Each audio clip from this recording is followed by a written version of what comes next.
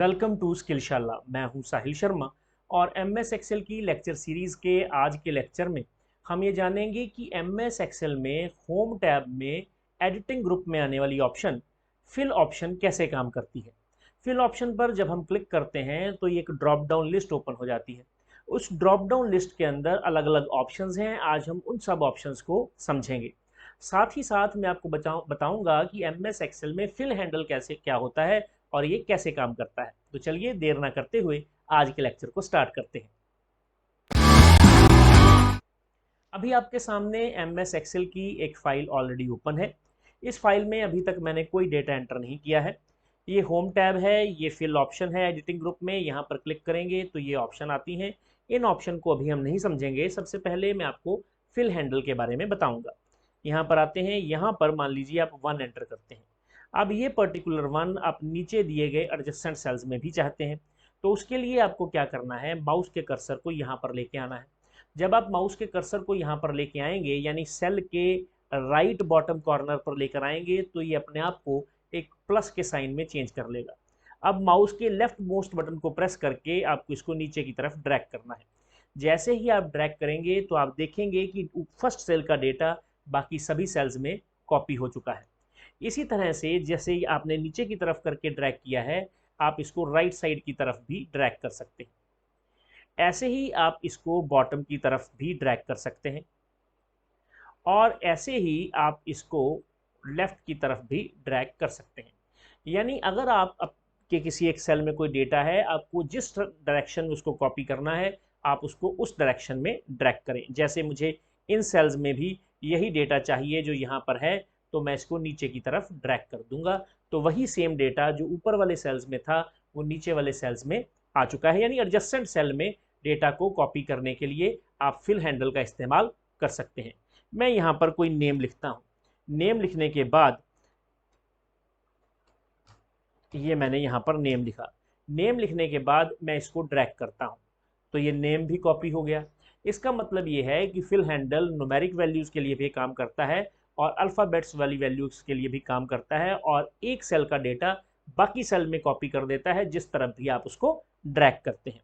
लेकिन numeric values के लिए ये एक और ख़ास ढंग से काम करता है। पहला मेथड तो ये है कि आप इसको ड्रैग करें और यहाँ पर 10 तक मैंने ड्रैग किया तो 10 तक आया। ज़्यादा ड्रैग करेंगे तो ज़्यादा आगे तक ये डाटा कॉपी हो जाएगा। यहाँ पर 1 लिखें, यहाँ पर 2 लिखें, दोनों को सिलेक्ट कर लें। सिलेक्ट करने के बाद अब आप नीचे इसको ड्रैग करें। जब आप ड्रैग करेंगे और यहाँ पर आकर छोड़ देंगे तो आप देखेंगे कि 1 2 3 4 सीरीज़ जो है वो बन चुकी है। अब ये सीरीज़ क्यों बनी है? ये इसलिए बनी है क्योंकि मैंने 1 और 2 लिखा था, उसके बाद ड्रैग करना स्टार्ट किया। जब आप 1 और 2 को लिख के ड्रैग करते हैं ना तो एमएस एक्सेल 1 और 2 के पैटर्न को समझने की कोशिश करता है। 1 से 2 कैसे बना? 1 से 2 बना 1 में 1 ऐड करके, ठीक है। तो 1 में 1 को ऐड किया गया तो इसलिए उसने इंक्रीमेंटल बाय डिफॉल्ट ये लीनियर ग्रोथ की ही सीरीज बनाता है। कुछ लोग सोच सकते हैं कि सर 1 में 1 ऐड किया 2 ठीक है, लेकिन इसने ऐसे क्यों नहीं सोचा कि 1 को 2 से मल्टीप्लाई किया तो 2 है ना, ग्रोथ की सीरीज भी तो बन सकती थी। लेकिन बाय डिफॉल्ट एमएस एक्सेल जो है वो लीनियर सीरीज ही बनाता है। अगर आप यहाँ पर 1 लिखेंगे, यहाँ पर 2 लिखेंगे और इसको पकड़ के ड्रैग करेंगे तो ये दो दो के गैप से यानी कि 1 के बाद 2 2 के बाद 3 एक के गैप से ये पूरी की पूरी सीरीज कंप्लीट कर देगा। आप सीरीज को किसी भी डिजिट से स्टार्ट कर सकते हैं। आपने इसको 7 से स्टार्ट किया और इनके बीच में कोई भी गैप रख सकते हैं। यहाँ पर आपने 11 रखा और आपने इन दोनों को सिलेक्ट किया, ड्रैग किया तो यहाँ पर देखेंगे ड्रैग होने पर ये डाटा जो है वो इस तरह से गैप के साथ आपके सामने आ गया। ठीक, चलिए अब ये तो था सीरीज को बनाना, ये था गैप के साथ सीरीज को बनाना। ये है न्यूमेरिक डेटा के लिए। अल्फ़ाबेट्स के लिए मैंने आपको बता दिया कि अल्फ़ाबेट्स को भी ये रिपीट करता है। क्या अल्फ़ा न्यूमेरिक के लिए भी कुछ है? तो चलिए देखते हैं। यहाँ पर लिखें प्रोडक्ट, स्पेस डालें, 1 लिखें। लिखने के बाद आप इसको यहाँ से ड्रैग कर दें। अब होना क्या चाहिए? होना ये चाहिए कि प्रोडक्ट 1 प्रोडक्ट 1 प्रोडक्ट 1 बार बार रिपीट हो। क्योंकि अगर आप प्रोडक्ट 1 प्रोडक्ट 2 प्रोडक्ट 3 चाहते हैं तो जैसे मैंने यहाँ पर 1 और 2 लिख के ड्रैग किया था, मुझे यहाँ पर प्रोडक्ट 2 लिख के ड्रैग करना चाहिए। लेकिन एमएस एक्सेल एक बहुत ही इंटेलिजेंट सॉफ्टवेयर है। जब आप अल्फा न्यूमेरिक डाटा को कंबाइन करते हैं तो ये समझ जाता है कि आप लिस्ट बनाना चाहते हैं। तो उस केस में ये क्या करता है, जब आप इसको ड्रैग करेंगे तो ये अपने आप प्रोडक्ट 1 प्रोडक्ट 2 प्रोडक्ट 2 3 प्रोडक्ट 4 इस तरह से कर देगा। आप अल्फा न्यूमेरिक केस में न्यूमेरिक को आगे भी रख सकते हैं। तो आपने यहाँ पर 1 प्रोडक्ट लिखा, यहाँ पर आए, यहाँ पर डबल क्लिक करके इसकी विड्थ को सेट किया, नीचे की तरफ ड्रैग किया, तो आप देखेंगे कि इस केस में भी उसने 2 प्रोडक्ट 3 प्रोडक्ट इस तरह से किया है। चलिए अब मैं यहाँ पर 1 लिखता हूँ। 1 लिखने के बाद मैं इसको यहाँ से ड्रैग करता हूँ, तो सभी में 1 आ गया, लेकिन साथ में यहाँ पर एक बॉक्स भी आया है। मैं इस बॉक्स पर यहाँ पर क्लिक कर देता हूँ। जैसे ही मैं इस पर्टिकुलर बॉक्स पर क्लिक करूँगा तो यहाँ पर देखूंगा कुछ ऑप्शंस हैं। ये ऑप्शन है फिल सीरीज की। मैं इसके ऊपर क्लिक कर दूंगा तो ये सीरीज में कन्वर्ट हो जाएगा। हो गया ना सीरीज में कन्वर्ट। यहाँ पर वापस आता हूँ, यहाँ कॉपी सेल्स पर क्लिक करता हूँ, ये फिर से 1 हो गया, क्योंकि कॉपी सेल्स पर क्लिक करने पर ये जो 1, ये जो फर्स्ट कॉलम फर्स्ट सेल में लिखा है, ये सभी सेल्स में ऑटोमेटिकली कॉपी हो जाता है। और इसको सिलेक्ट करने पर, यहाँ पर आने पर, यहाँ पर फिल सीरीज में क्लिक करने पर यह सीरीज में कन्वर्ट हो जाता है। मैं यहाँ पर 1 लिखता हूँ। 1 लिखने के बाद इसको ड्रैग कर लेता हूँ। ड्रैग करने के बाद बॉक्स पर जाता हूँ, यहाँ है फिल फॉर्मेटिंग ओनली और फिल विदाउट फॉर्मेटिंग। अब मैं क्या करता हूँ, मैं यहाँ पर आता हूँ और इसको कोई फॉर्मेट दे देता हूँ।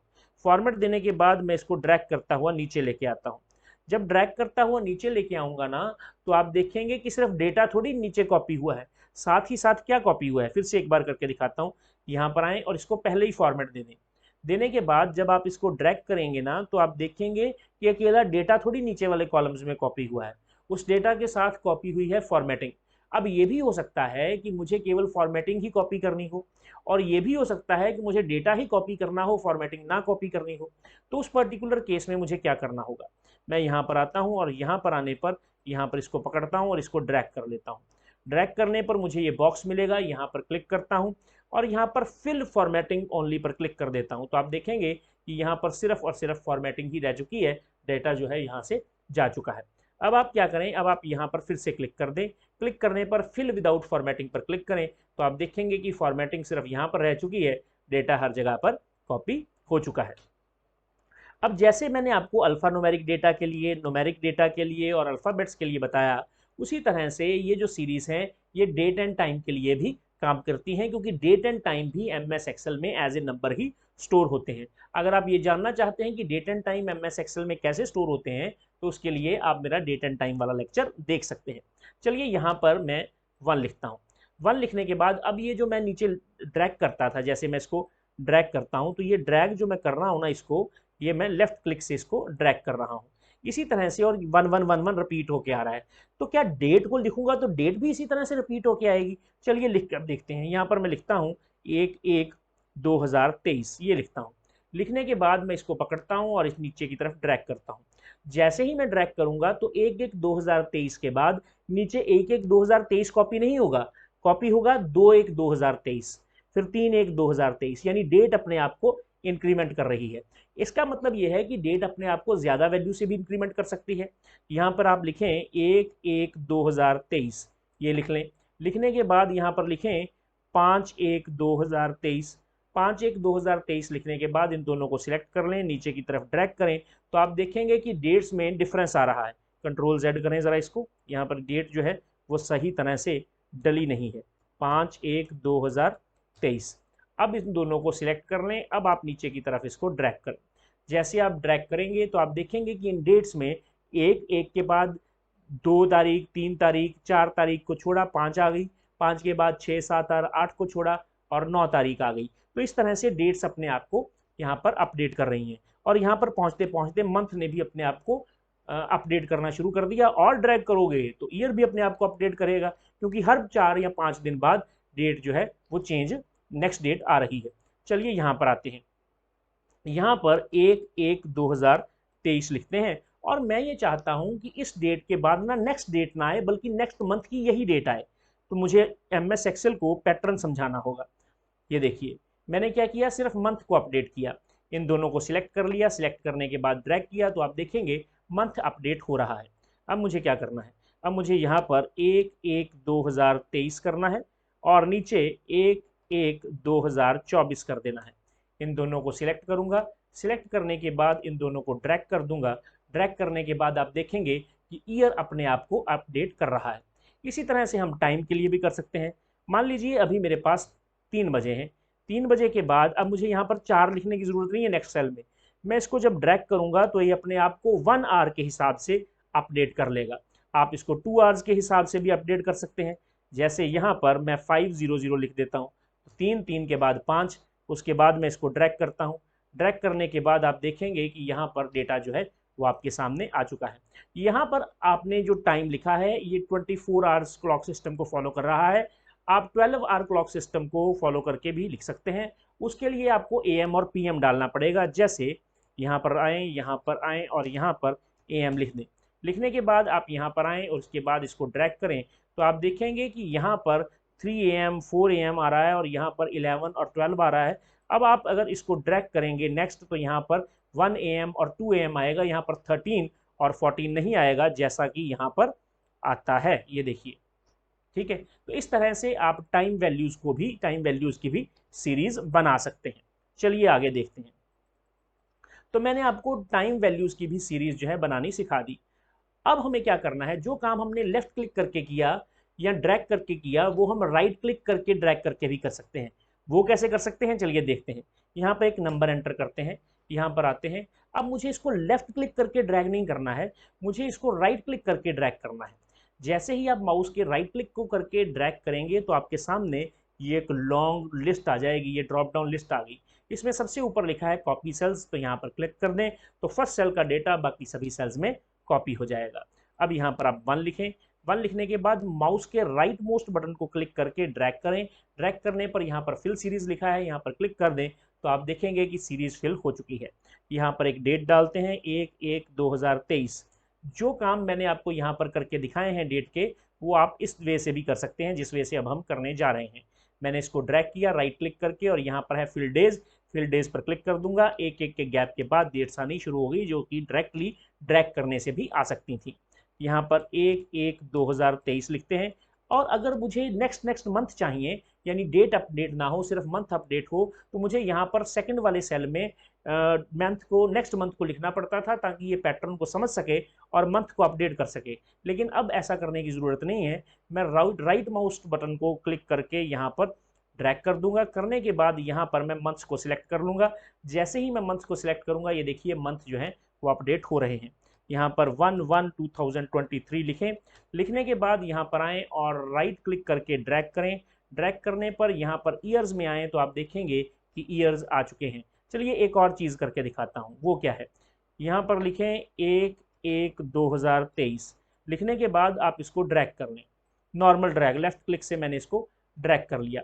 ड्रैग क्लिक करने के बाद ये देखिए यहाँ पर 6 7 8 9 10 सभी वैल्यूज़ आ रही हैं। अब मैं ये चाहता हूँ कि ऐसी ही सीरीज़ मेरे सामने आए, ऐसे जैसे ये सीरीज़ आ रही है, फर्स्ट के बाद सेकंड डेट हो, सेकंड के बाद थर्ड डेट हो। लेकिन मैं ये चाहता हूँ कि बीच में जब सैटरडे संडे आए ना तब उसको ये स्किप कर दे। तो वो कैसे हो सकता है। अब आप क्या करें, यहाँ पर 1/1/2023 लिखें। लिखने के बाद इसको सिलेक्ट कर लें, राइट क्लिक करके ड्रैग करें। ड्रैग करने पर यहाँ पर आपको वीकडेज की ऑप्शन मिल रही है, इस ऑप्शन पर आप क्लिक कर दें तो आप देखेंगे कि 6 के बाद 9th डेट आ रही है, 7th और 8th डेट आ ही नहीं रही है। उसका क्या कारण है, उसका कारण ये है कि वो दोनों वीकेंड्स के डे हैं और वो यहाँ पर नहीं आएंगे। ठीक है जी, चलिए आगे देखते हैं। मेरे ख्याल में अभी मैं क्या करता हूँ, यहाँ पर एक नंबर लिख लेता हूँ। नंबर लिखने के बाद मैं इसको राइट क्लिक से ही ड्रैग करता हूँ। ड्रैग करने पर आप देखेंगे कि ये fill format only, fill without formatting तो हम लेफ्ट क्लिक से भी कर चुके हैं, इसको छोड़ दें। उसके बाद यहाँ पर है लीनियर ट्रेंड और ग्रोथ ट्रेंड, और उसके बाद है फ्लैश फिल। फ्लैश फिल तो बहुत इंपॉर्टेंट ऑप्शन है, इसका मैं अलग से लेक्चर लूँगा। तो यहाँ पर ये सीरीज लिखा है, इस पर क्लिक करते हैं तो ये बॉक्स ओपन हो गया। ये बॉक्स एक और मेथड से भी ओपन होता है, वो भी हम करेंगे, और इस बॉक्स के अंदर दी गई अलग अलग ऑप्शंस को भी इसी लेक्चर में करेंगे। लेकिन उससे पहले इसके अंदर 2 ऑप्शन और थी, linear trend and growth trend, उसको समझते हैं। यहाँ पर 2 लिखें। लिखने के बाद इन दोनों को सिलेक्ट कर लें। सिलेक्ट करने के बाद राइट क्लिक से इसको ड्रैग करें। ड्रैग करने के बाद अब ये लीनियर ट्रेंड और ग्रोथ ट्रेंड दोनों जाग चुके हैं। लीनियर ट्रेंड के ऊपर क्लिक करें तो ये देखिए लीनियर ट्रेंड से ये डाटा आ चुका है। अब मुझे यहाँ पर 1 लिखना है, यहाँ पर 2 लिखना है, और मैं चाहता हूँ कि MS एक्सेल इसको लीनियरली ड्रैग ना करे। ये मान के चले कि 1 में इस 1 को ऐड नहीं किया गया, 1 से 2 को मल्टीप्लाई किया गया है। तो चलिए इसको ड्रैग करते हैं, राइट क्लिक करके यहाँ पर आते हैं और यहाँ पर ग्रोथ ट्रेंड के ऊपर क्लिक कर देते हैं। तो आप देखिएगा कि 1 को 2 से मल्टीप्लाई किया, फिर 2 को 2 से, फिर 2 को 4 से, फिर 4 को 2 से, 8, फिर 8 को 2 से, फिर 16 को 2 से मल्टीप्लाई, फिर 16 को 2 से मल्टीप्लाई करने के बाद 32 आया, तो 32 को 2 से मल्टीप्लाई किया गया तो ये ग्रोथ ट्रेंड आपके सामने है। ठीक है जी, चलिए अब हम क्या करते हैं, अब हम इन फिल की ऑप्शंस के बारे में जानते हैं। यहाँ पर आए, यहाँ पर 1 लिखें। मान लीजिए ये 1 आपको नीचे भी चाहिए, तो इसके लिए आपको क्या करना पड़ेगा, जहाँ तक चाहिए वहाँ तक सिलेक्ट कर लें। सिलेक्ट करने के बाद फिल में आए और डाउन पर क्लिक कर दें, तो आप देखेंगे कि 1 जो यहाँ पर था वो नीचे तक कॉपी हो चुका है। इसी तरह से यहाँ पर 1 लिखें। आप इस 1 को राइट साइड पर चाहते हैं तो राइट साइड वाली साइड पर सिलेक्ट कर लें। यहाँ पर आएँ और यहाँ पर आने के बाद राइट पर क्लिक करें, तो ये देखें आप इस तरह से आ सकते हैं। यहाँ पर 1 लिखें, 1 लिखने के बाद इस साइड पर सिलेक्ट कर लें, लेफ्ट साइड पर। यहाँ पर फिल पर क्लिक करें और यहाँ पर लेफ्ट पर क्लिक कर दें, ये देखिए डाटा इस तरह से आ चुका है। यहाँ आने के बाद इस तरह से सिलेक्ट कर लें, सिलेक्ट करने के बाद यहाँ आएँ और आप पर क्लिक कर दें।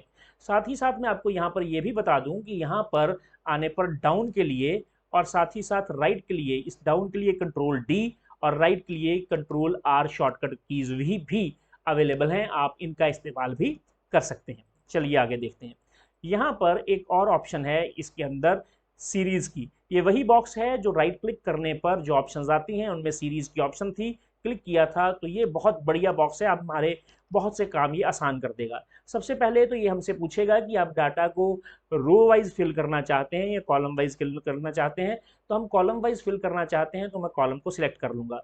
ये आपसे पूछेगा आप लीनियर फिल करना चाहते हैं, ग्रोथ में फिल करना चाहते हैं, तो मैंने यहाँ पर लीनियर को सिलेक्ट कर लिया। मैं यहाँ पर आता हूँ, यहाँ पर आपको कोई 1 2 3 कुछ भी डेटा तो देना ही पड़ेगा ना, यहाँ पर 1 को मैंने सिलेक्ट कर लिया। उसके बाद मुझे फिल में जाना है, फिल में जाने के बाद मुझे यहाँ सीरीज़ में जाना है। सीरीज़ में जाने के बाद मैं स्टेप वैल्यू 1 ही रखता हूँ और मेरे पास 300 स्टूडेंट्स का डेटा है, तो उसका सीरियल नंबर मुझे लिखना है। तो मैं 1 लिखा, 1 लिखा, 1 लिखने के बाद 300 लिखा। अब अगर आप 1 लिखने के बाद 300 लिखने के बाद यहाँ पर ओके पे क्लिक कर देंगे, कॉलम्स को सिलेक्ट करके ओके पे क्लिक करेंगे, तो आप देखेंगे कि लॉन्ग लिस्ट नंबर्स की आपके सामने तैयार है। ठीक है, यहाँ पर 1 लिखेंगे, 1 लिखने के बाद आप यहाँ पर आएंगे, फिल में आकर सीरीज में दोबारा आएंगे और यहाँ पर स्टेप वैल्यू को 2 कर देंगे। स्टेप वैल्यू को 2 करने के बाद लीनियर ही रखेंगे, ओके पे क्लिक करेंगे, इसको हम 300 कर देंगे। 300 करने के बाद ओके पे क्लिक करेंगे, तो ये देखिए 1 के साथ बाद 3, 3 के बाद 7, ये चलता चलता 300 तक जाएगा। और अब ये रो वाइज क्यों जा रहा है, क्योंकि मैंने रो को ही सिलेक्ट किया हुआ था। चलिए आगे देखते हैं। यहाँ पर आते हैं, यहाँ पर आने के बाद सीरीज पर क्लिक करते हैं। सीरीज पर क्लिक करने के बाद मान लीजिए मुझे ग्रोथ चाहिए, क्या चाहिए, ग्रोथ चाहिए। स्टेप वैल्यू कितनी चाहिए, 2 चाहिए, यानी वो 2 से मल्टीप्लाई करता रहे। कहाँ तक चाहिए, 300 तक चाहिए। किसमें चाहिए, कॉलम में चाहिए। ओके पे क्लिक करो, तो ये देखिए ये 300 तक 2 को 2 से मल्टीप्लाई, 4 आया, 4 को 2 से मल्टीप्लाई 16 आया, एंड सो ऑन। इस तरह से ये सीरीज बनती है। अब डेट की सीरीज भी है, यहाँ पर 1/1/2023 लिखें। लिखने के बाद इसको सिलेक्ट कर लें, सिलेक्ट करने के बाद फिल में जाएं, यहाँ पर सीरीज में जाएं, तो ये वही डे, वीक डे, मंथ और ईयर हैं जो हमने वहाँ देखे थे। कहाँ देखे थे, वहाँ राइट क्लिक करके देखे थे। स्टेप वैल्यू को यहाँ पर 3 कर दें और आप चाहते हैं कि सिर्फ ईयर चेंज हो, और यहाँ पर मैं डेट डाल देता हूँ 1/1/2035। सारे नहीं करके दिखाऊंगा, वीक डेज का मतलब होता है कि ये सिर्फ डे पे क्लिक करेंगे तो डेज आ जाएंगे। 1/1/2023 है, फिर 2/1/2023, फिर 3/1/2023, तो इस तरह से डेट्स आ जाएंगी। यहाँ पर आपको एंड वैल्यू डालनी पड़ती है, वो डेट डालनी पड़ती है जहाँ तक आप सीरीज को बनाना चाहते हैं। वीक डेज में ये सैटरडे और संडे को छोड़ देता है, मंथ में सिर्फ मंथ को अपडेट करेगा, ईयर में सिर्फ ईयर को अपडेट करेगा। मैं आपको ईयर को अपडेट करने वाला दिखा देता हूँ। स्टेप वैल्यू उसकी 3 रखता हूँ, ओके पे क्लिक करता हूँ, तो आप देखेंगे ये देखिए 23, 23 के बाद 26, क्योंकि स्टेप वैल्यू 3 है। 26 के बाद 29, 29 के बाद 32, 32 के बाद 3 ऐड किए तो 35। तो इस तरह से ये काम करता है। ठीक है जी, चलिए आगे देखते हैं। अब मेरे ख्याल में यहाँ पर ऐसा और कुछ नहीं है, एक है इसमें ऑटो फिल की ऑप्शन। यहाँ इसको सिलेक्ट कर लो, फिल पर क्लिक करो, फिल को क्लिक करने के बाद सीरीज पर क्लिक करो। सीरीज पर क्लिक करने के बाद यहाँ पर ये ऑटो फिल की ऑप्शन है, इसको सिलेक्ट कर लो, ओके पे क्लिक करो, तो आप देखेंगे कि जितना आपने सिलेक्ट किया होगा उतनी वैल्यूज नीचे कॉपी हो जाएगी। अब इसके अंदर एक ऑप्शन आती है ट्रेंड की, यहाँ पर 1 लिखो, यहाँ पर 200 लिखो। यहाँ पर 1 लिख लिया, यहाँ पर 200 लिख लिया, इसको सिलेक्ट कर लिया। सिलेक्ट करने के बाद अब मुझे क्या करना है, फिल में जाना है, फिल में जाने के बाद सीरीज में जाना है। सीरीज में जाने के बाद ट्रेंड पे क्लिक करना है, तो 24.875 स्टेप वैल्यू हो गई जो इसके बीच में आएगी। ठीक है, उस वैल्यू का, उस स्टेप वैल्यू का इस्तेमाल करते हुए हमें इसको फिल करना है। ओके पे क्लिक करेंगे, ये देखिए बीच में इसकी वैल्यूज जो हैं वो फिल हो चुकी हैं। अब आप यहाँ पर 1 लिखेंगे, 1 लिखने के बाद यहाँ पर ट्रू 100 लिखेंगे, इसको सिलेक्ट कर लेंगे, सिलेक्ट करने के बाद फिल में जाएंगे, फिल में जाने के बाद सीरीज में जाएंगे, यहाँ पर ट्रेंड पे क्लिक करेंगे, लीनियर की जगह जगह पर ग्रोथ पर क्लिक कर देंगे, ओके पे क्लिक करेंगे, तो वैल्यूज जो हैं वो कुछ इस तरह से इसके बीच में इंसर्ट होंगी। अब मान लीजिए मेरे पास यहाँ पर 1 है, 1 को मैं अगर ड्रैग करूंगा तो मैं यहाँ पर पहुंच सकता हूँ। लेकिन अब मैं आपको बहुत आसान मेथड, जितनी मर्जी लंबी सीरीज हो आप एंटर कर सकते हैं। यहाँ पर 1 लिखेंगे, यहाँ पर आएंगे, ड्रैग करने की जरूरत नहीं है, डबल क्लिक करें, अरे ये तो कुछ नहीं हो रहा, नहीं ना हो रहा, कोई बात नहीं, यहाँ 1 एंटर करो, यहाँ आओ, यहाँ डबल क्लिक करो, अरे ये तो हो रहा है। इसका क्या मतलब है? इसका मतलब ये है कि जब आपने जब भी कभी कोई डेटा एंटर किया होता है, या जहां पर आपने डेटा एंटर किया है उसके एडजस्टेंट वाले कॉलम में, एडजस्टेंट वाले सेल में यदि आप सीरीज फिल करना चाहते हैं, यानी यदि मैं यहां पर सीरीज फिल करना चाहता हूं, तो यहां पर सीरीज फिल करने के लिए मुझे क्या करना होगा, इन दोनों को सिलेक्ट करना है और सिर्फ डबल क्लिक करना है। तो जहां तक ये लास्ट सेल है वहां तक ये सीरीज जो है वो फिल हो जाएगी। यहाँ पर 1 लिखें, 1 लिखने के बाद डबल क्लिक करें तो यहाँ तक आ जाएगी, ड्रैग करने की आपको जरूरत नहीं है। मान लीजिए ये बड़ी जो वैल्यूज हैं ये 300 तक है, ठीक है, कोई डेटा है, स्टूडेंट का नाम ही है, मान लो यहाँ पर आपने स्टूडेंट का 300 स्टूडेंट्स का नेम लिखा हुआ है और यहाँ पर आप 1 2 3 लिखने लगे हैं, तो 1 2 3 ना तो टाइप करने की जरूरत है ना ही ड्रैग करने की जरूरत है, सिर्फ 1 2 लिखें इन दोनों को, जैसे मैंने 1 और 2 लिखा, लिखने के बाद यहाँ पर डबल क्लिक कर दें तो आपकी पूरी की पूरी सीरीज जो है वो बन जाएगी। चलिए आगे एक और चीज आपको बताता हूँ। मान लीजिए यहाँ पर मैं जनवरी लिखता हूँ, जनवरी लिखने के बाद मैं इसको नीचे की तरफ ड्रैग करता हूँ और दिसंबर तक ड्रैग कर लेता हूँ। दिसंबर के बाद ड्रैग करोगे तो फिर से जनवरी फरवरी शुरू हो जाएगा, लेकिन मुझे दिसंबर तक चाहिए। ये क्या है? ये तो इनबिल्ट सीरीज है, जनवरी के बाद फरवरी को वह पहचान रहा है, तो यहाँ पर जैन लिखेंगे फिर भी पहचानेगा। यहाँ पर आए, डबल क्लिक करें तो ये देखिए दिसंबर तक आ गया। यहाँ पर लिखें मंडे, देखिए मंडे को पहचानता है। यहाँ पर आए, यहाँ पर आने के बाद यहाँ पर ड्रैग करें तो यहाँ पर हमें क्या दिख रहा है, फ्राइडे तक आ गया। मुझे कहाँ तक चाहिए भैया? संडे तक, ये देखिए संडे तक आ गया। यहाँ पर आए, यहाँ पर आने के बाद मंडे लिखें, मंडे लिखने के बाद MON लिखना है सिर्फ, यहाँ पर ड्रैग कर दें या यहाँ पर आएंगे तो ये देखिए यहाँ तक संडे तक आ गया। अब आपको एक और चीज़ बताता हूँ, यहाँ मंडे लिखें, मंडे लिखने के बाद ना आप इसको जो ड्रैग करेंगे ना वो राइट क्लिक से ड्रैग करें। ड्रैग करने के बाद यहाँ पर ऑप्शन आ गई, यहाँ पर है फिल वीकडेज, यहाँ पर क्लिक कर दें तो ये देखिए इसने मंडे और ट्यूसडे कर दिया, सैटरडे और संडे को उड़ा दिया इसने। क्यों उड़ा दिया इसने सैटरडे और संडे को? तो भैया डेट भी तो उड़ाता था, वर्किंग डेज कोई रखता है, दूसरे डेज को नहीं रखता अगर आप वीक डेज को सिलेक्ट करते हैं तो। ठीक है जी, चलिए एक और चीज़ आपको बताता हूँ। मान लीजिए यहाँ पर आपने लिखा प्रोडक्ट 1, अब आप कहेंगे कि सर प्रोडक्ट 1 प्रोडक्ट 2 तो आपने बताया था, तो कोई बात नहीं भैया, एक बार और सुन लो, कोई अच्छी चीज़ ही बताने लगा हूँ। ये आ गया product 1 product 2 product 3 product 4 up to product 10। अब क्या करना है?